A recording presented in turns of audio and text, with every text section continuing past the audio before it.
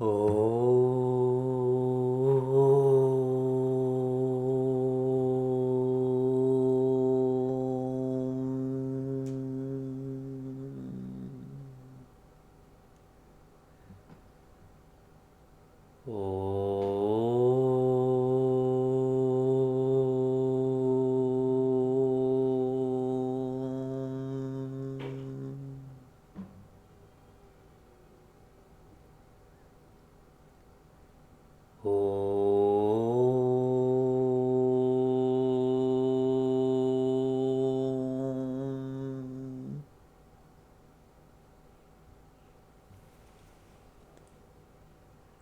Om Vakratunda Mahakaya Suryakoti Samaprabha Nirvignam Kuru Me Deva Sarvakaryeshu Sarvada Saraswati Namastubhyam Varade Kamarupini Vidyarambham Karishyami Siddhir Bhavatu Me Sada Gurur Brahma Gurur Vishnu Gurur Devo Maheshwaraha Gurudeva Param Brahma Tasmai Shri Gurave Namaha.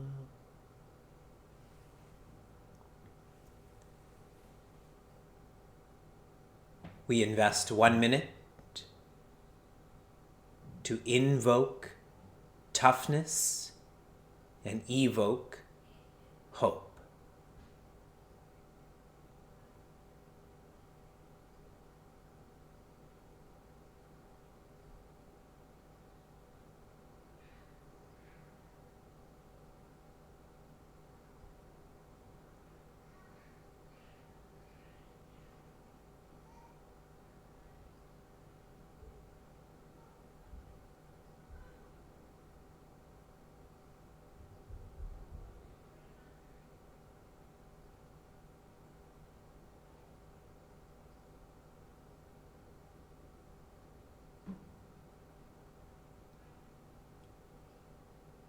Hari Om and greetings from Niagara Falls. Most songs are pleasing. Do you agree with this statement or disagree? I think we agree. You go to any station on the radio and most songs are pleasing. Not all, but most. However, to be captivated by a song, you have to be capable of understanding and appreciating that song. Do you agree with that statement? As an example, I don't understand and I don't appreciate many classical Indian songs because I don't have that training.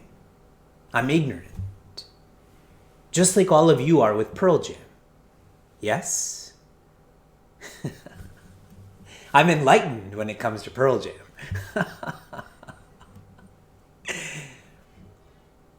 Our applied Gita course has a focus on application. Application is when you capture your ability. This is the difference between ability and capability. The thesaurus will say they're the same. In application, they're different. How much of your potential are you living? As we complete our course, if we've applied ourselves, body, breath, mind, intellect, ego, we will see the song that is Bhagavad Gita more. We will feel the song more. We will live the song more.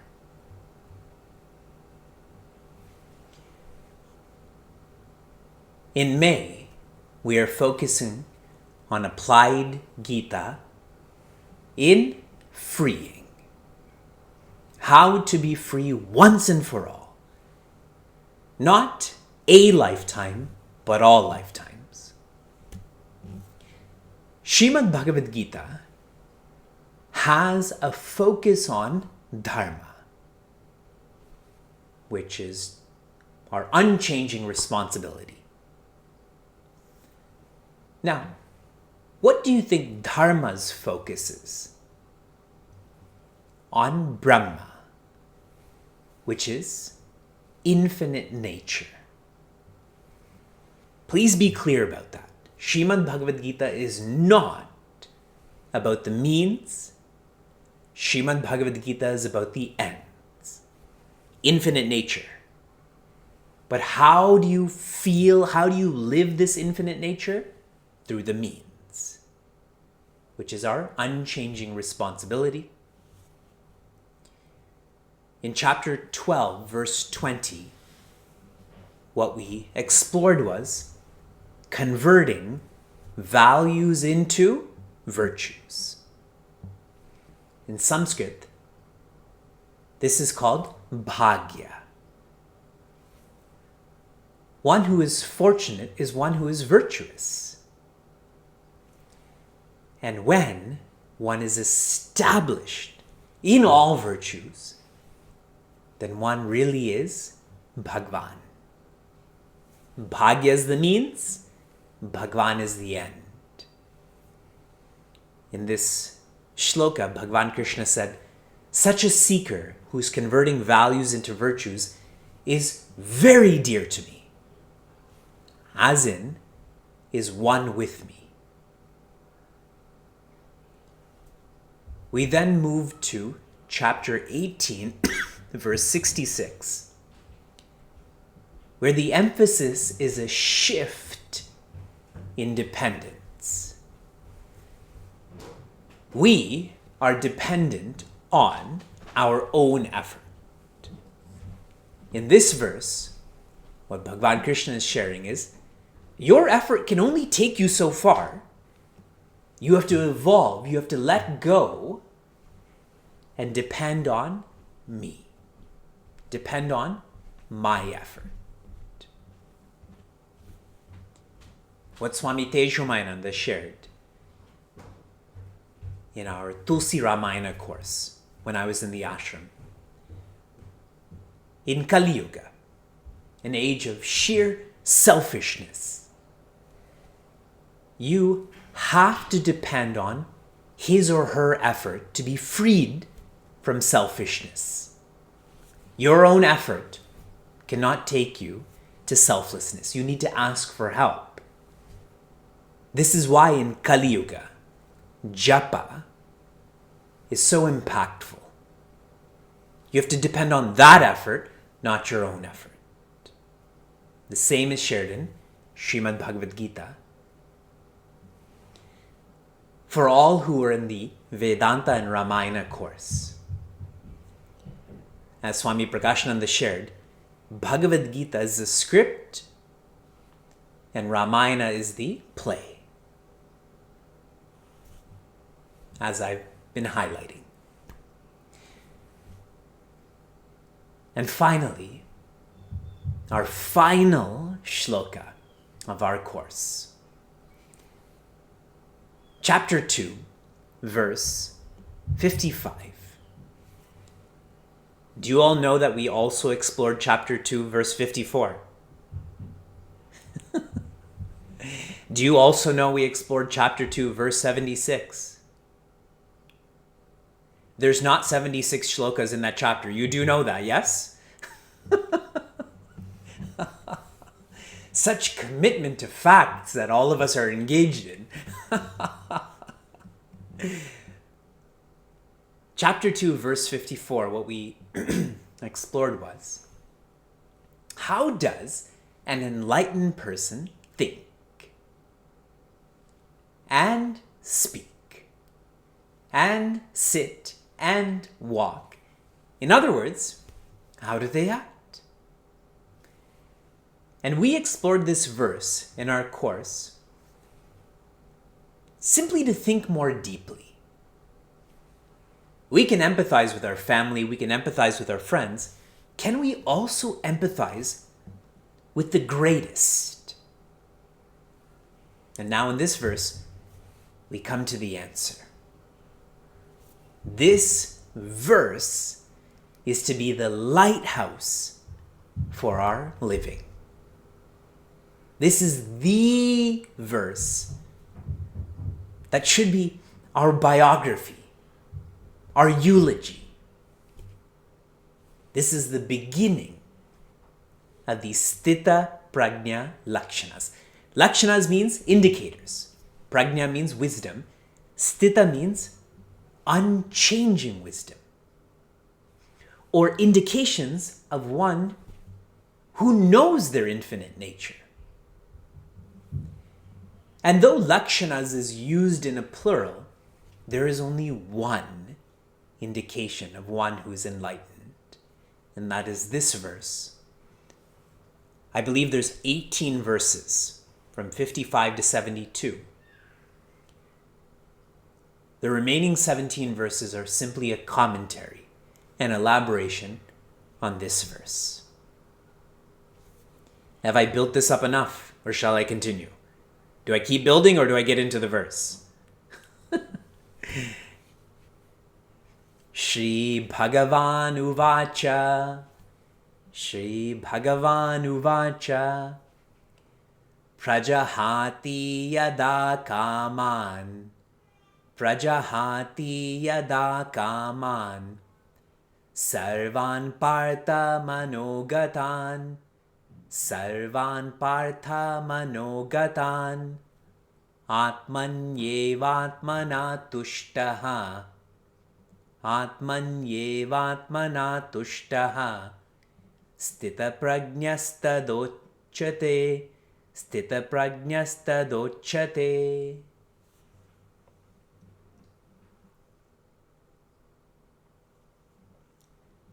This is a deep verse, so please listen carefully. Prajahati means to let go completely. Not even 1% of holding. Jahati is like jahana, like letting go, jana. And that prefix of pra means fully, entirely, recklessly. What? Kaman. What is the English word for kama? Share with me in the chat room. The English word. Desire. That's right. Yada. Yada means when. When one. When you are able to free yourself of desire fully. That's the first quarter. Now the depth of this implication. First of all, what do you desire? Share with me. What do you desire? Now you're all going to write enlightenment, Vivekji. Are you serious? This morning while you were having cereal and coffee, you were thinking about, I just desire enlightenment. I pray so, but I also pray for honesty.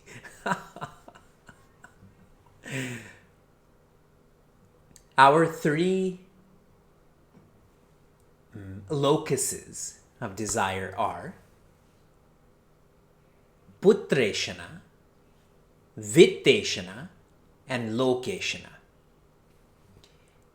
Eshana means desire. So the first is the desire for putra. And people literally interpret this as son, or child, or children. The deeper meaning is pleasure. The desire for pleasure. Now you know where this framework is going. Then what is vitteshana? The desire for possessions.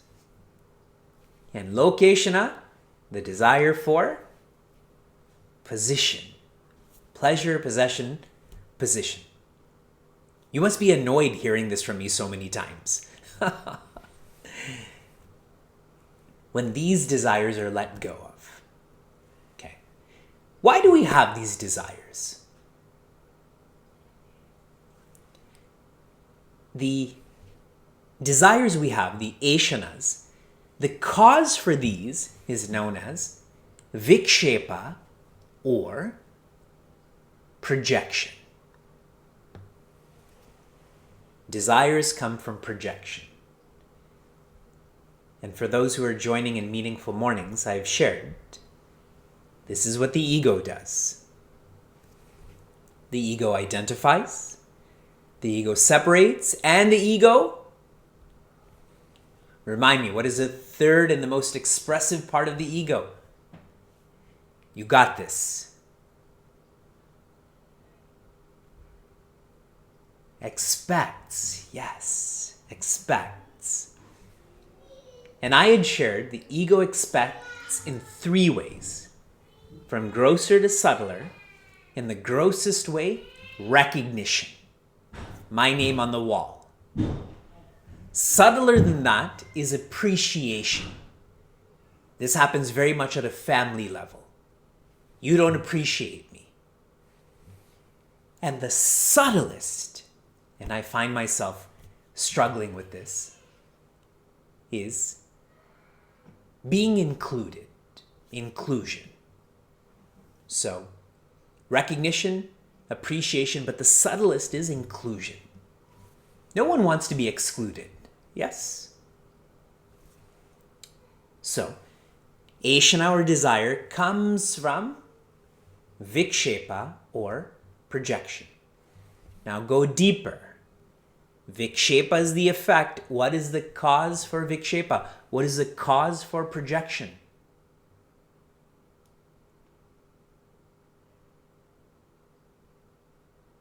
Avidya, yes.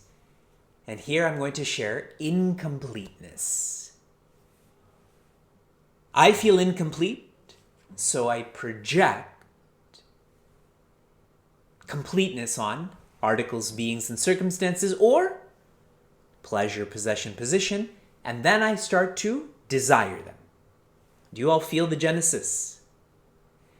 Now, if one doesn't have desire, that also means one doesn't have projection, which also means one doesn't have incompleteness.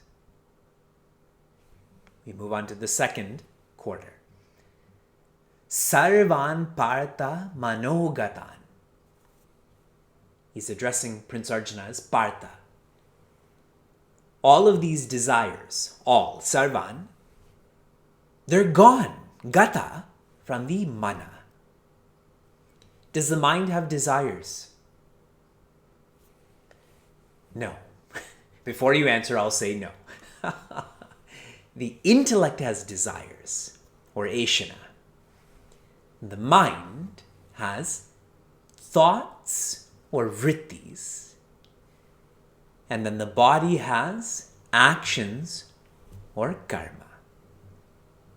So what this first line is sharing, the absence of desires means there's no incompleteness, there's no projection, there's also no thoughts and no actions. If one is removed, that means all of them are removed, yes? So that very comprehensive indication is shared by Bhagavan Krishna. What I want you to remember is, with this first line, there is no more becoming. Becoming. Our actions and thoughts and desires and projections and incompleteness is all to become complete. But here, one who is free, what else would you want to become? What else would you need to become other than free? We move to the third quarter. How is it that one doesn't have a desire? Atmani eva atmana tushtaha. Show me tushtaha. We're usually used to pushtaha, eating a lot, being healthy. This is not pushtaha. This is tushtaha. Pushtaha is outside, tushtaha is inside. For any of you who travel to India, your family thinks that you're sick, correct? You don't eat enough. Your family doesn't look after you. Pushtaha. One is content. Tushtaha means content. In what?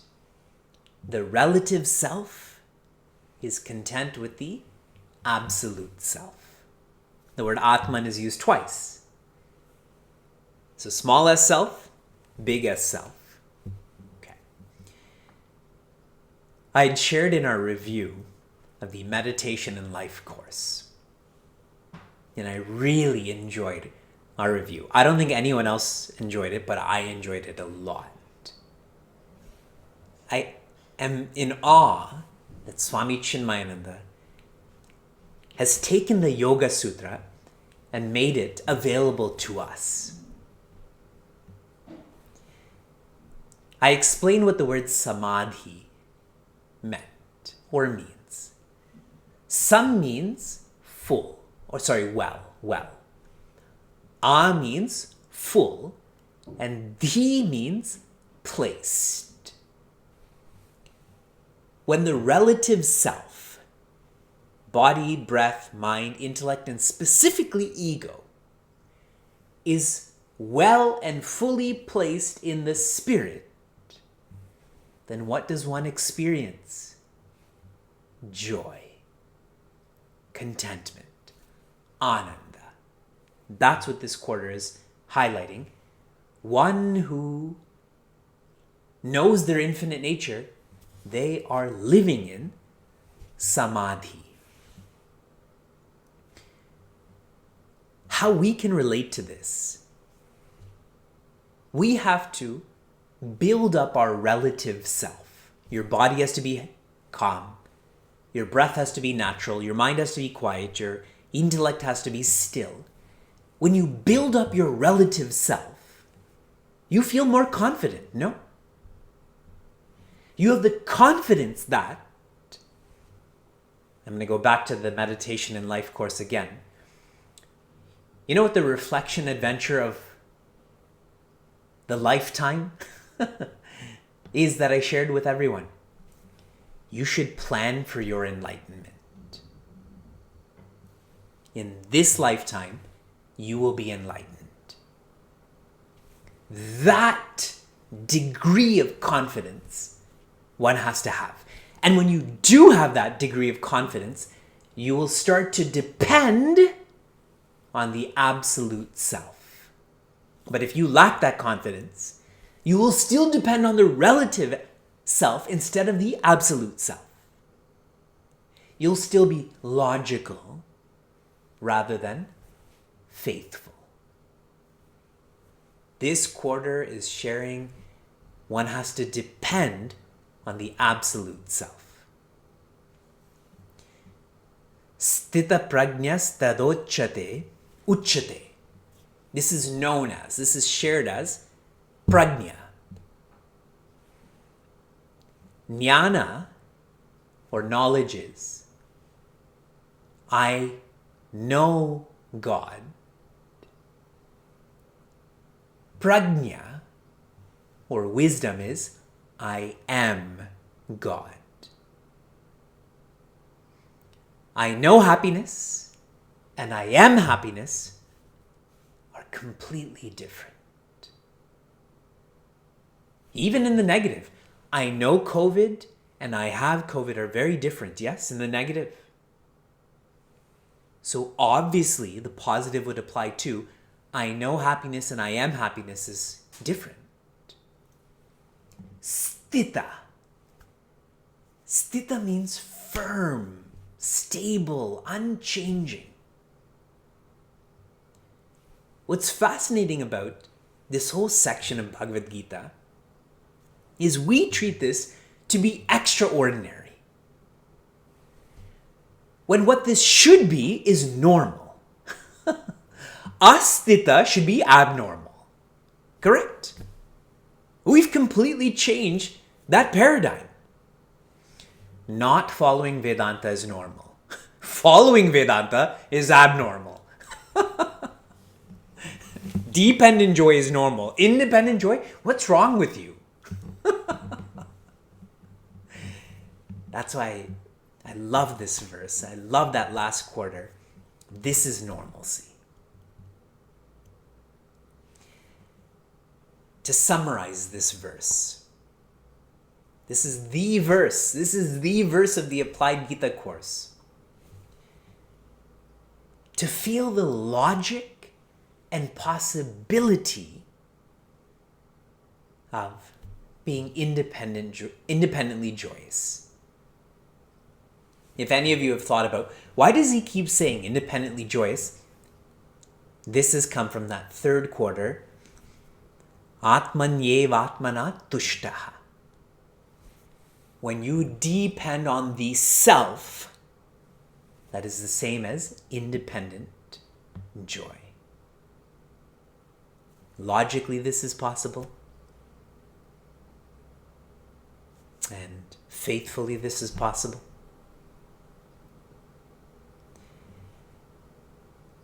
Let's chant together. Shri Bhagavan Uvacha Prajahati Yada Kaman Sarvan Partha Manogatan Atman Yevatmana Tushtaha Stita Prajnastadochyate. The verses that follow are lovely. Verses that talk about letting go of Vita, Raga, Bhaya, Krodha. One who's content, one who's independent, they have no attachment, they have no fear, they have no anger, and on and on and on.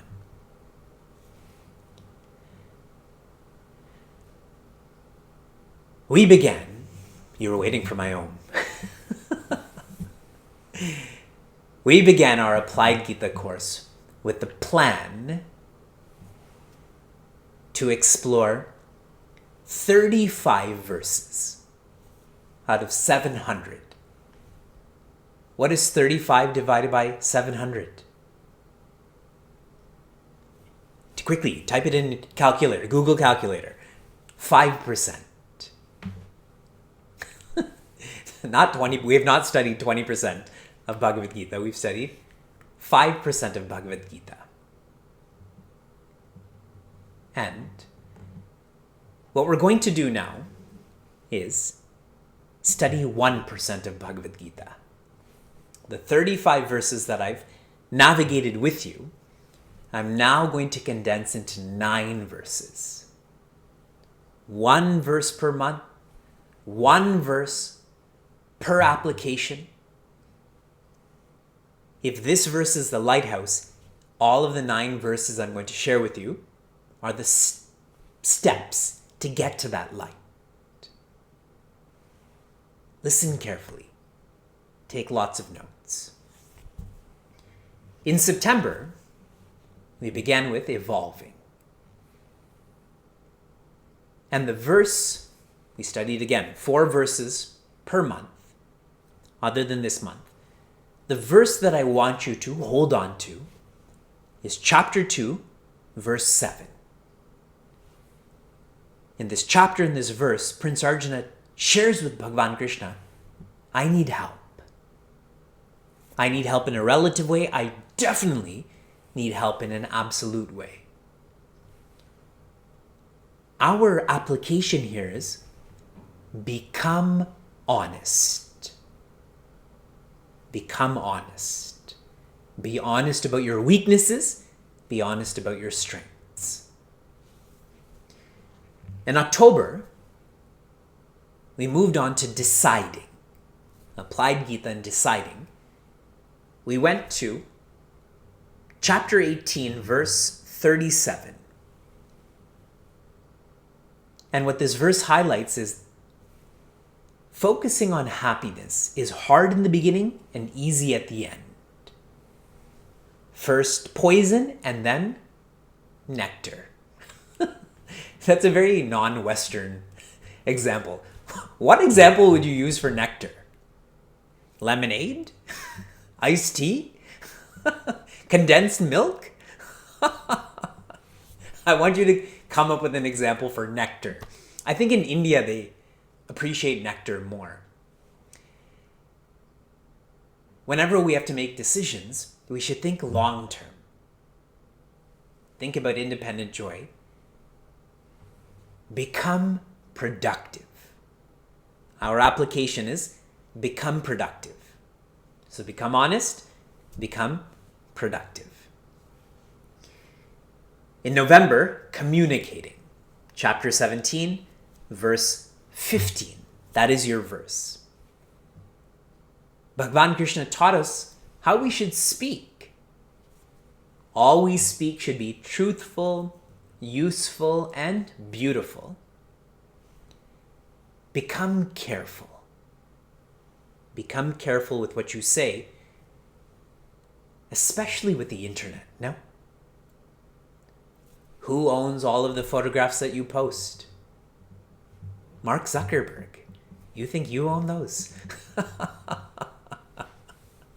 You don't think these Zoom workshops are monitored? Be careful with what you don't say, how you don't say. In December, relating.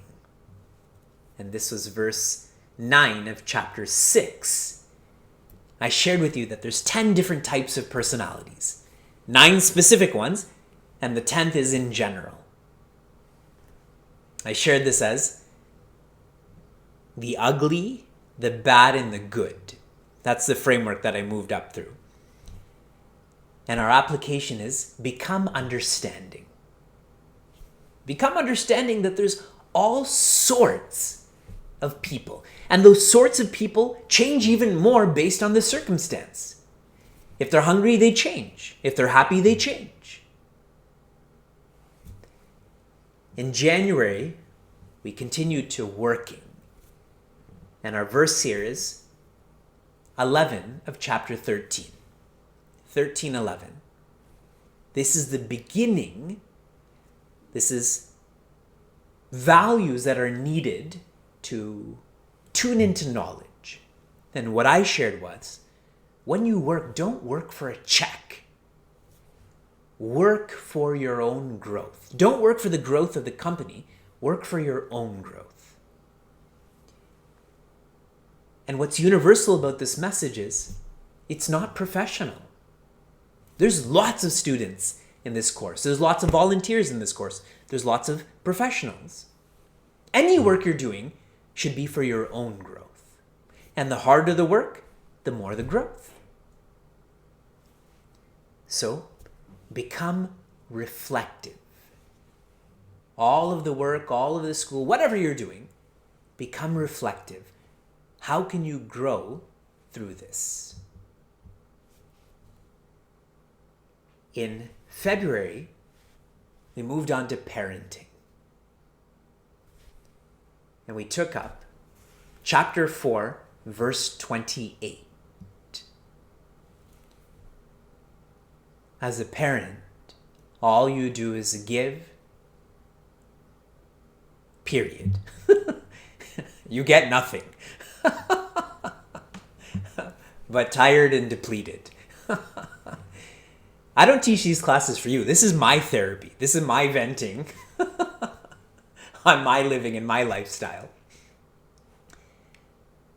Become dedicated. This is a section on yajnas. And the typical definition of yajna is sacrifice. But you only sacrifice if you're dedicated. So become dedicated. And if you are, you won't even know you're sacrificing, right? In our meditation and life course, one of our writers, he was sharing, I've been one of our writers for 2 years. He was only writing for 1 year. But it was such torture for him that he felt it was like 2 years. Jokingly. But really, if you are so dedicated, then everything you do is a play, is a joy, right? I find that to be very absent with parenting, is that parents don't enjoy playing with their kids. Today, Shuk and I had a great time in Vyasa's room, just hanging out. We're friends. We high-five each other. In March, we continued to resolving. How do you resolve conflict, outside, inside? And we explored chapter 6, verse 35. 6:35. Abhyasa and Vairagya. You have to try to be the bigger person. How do you resolve conflict? Don't expect the other to make that resolution. You have to make that resolution, which means you have to be the bigger person. More suhrid, which means large-hearted. Become enduring. Endure public perception. You stick to what is dharma, what is righteous, and endure what people think and say and act towards you. They may have a conflict, but you don't have a conflict then. In April, challenging. How do you apply yourself in challenges, outside and inside? Chapter 11, verse 33. 11:33. Nimitta matram bhava savyasachi.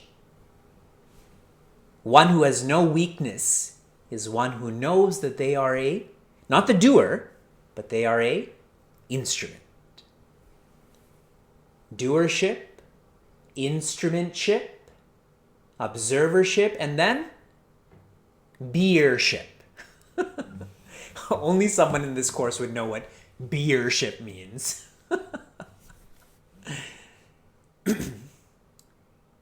Become responsible. And you especially need to know this during our present challenge. Focus on what you're responsible for and let go of what you're not responsible for. Arjuna's suffering from stress, anxiety, sadness due to this war or challenge. And Bhagavan Krishna says, hey, this is your responsibility. The rest is mine. Chill out. Don't freak out, freak in. And finally, May, freeing. Chapter 18, verse 66, which I just reviewed. Be the cat. Sri Ramakrishna describes you can be like a monkey or a cat in terms of your relationship with your creator. She, he. The monkey holds on to the neck of the mother as the mother moves around. You've seen videos of that? What does the kitten do? Just plops itself. And what does the mother do? Carries that kitten in her mouth, wherever that cat is going. You have to shift your dependence. Who's exerting that effort? Become visionary. A visionary is one who's seeing past the ego.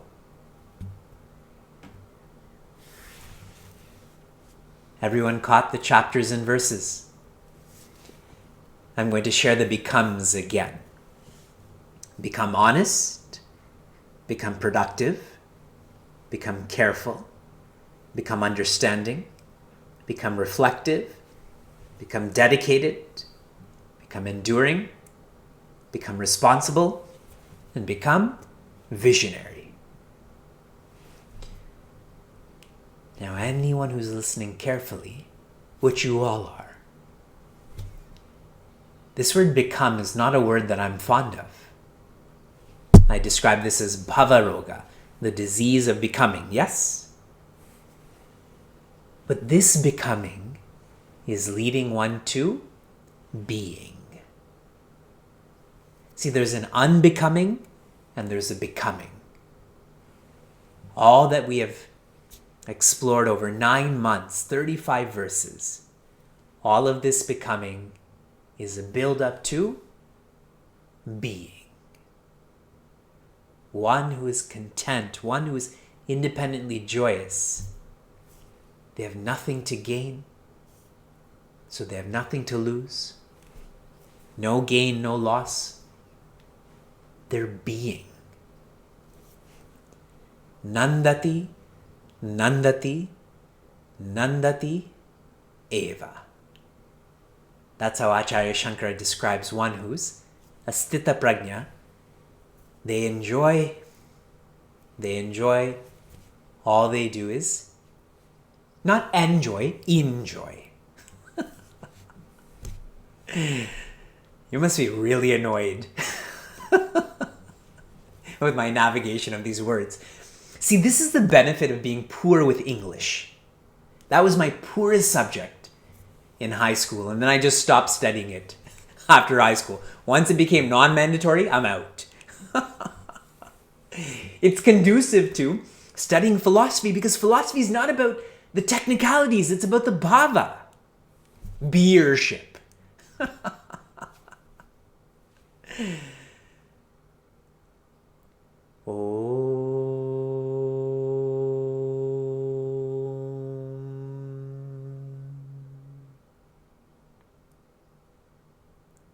Narayan.